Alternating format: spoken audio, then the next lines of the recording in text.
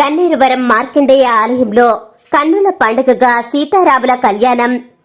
గన్నేరువరం మండల కేంద్రంలోని శ్రీ శివ మార్కండేయ ఆలయంలో శ్రీరామ నవమిని పురస్కరించుకొని పద్మశాలి సంఘం ఆధ్వర్యంలో సీతారాముల కళ్యాణ మహోత్సవాన్ని అంగరంగ వైభవంగా నిర్వహించారు.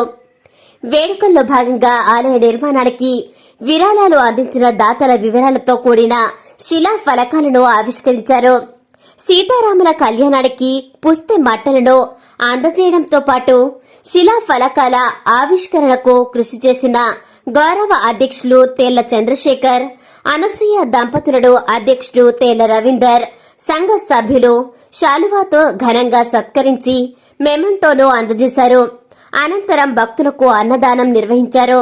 సాయంత్రం మార్కండేయ యూత్ క్లబ్ సభ్యులు, కుల పెద్దలు అందరూ కలిసి సీతారాముల ఉత్సవ విగ్రహాలను పల్లకిపై ఊరేగిస్తూ మహిళలు, యువకులు కోలాట నృత్యాలతో ఘనంగా శోభయాత్ర నిర్వహించారు.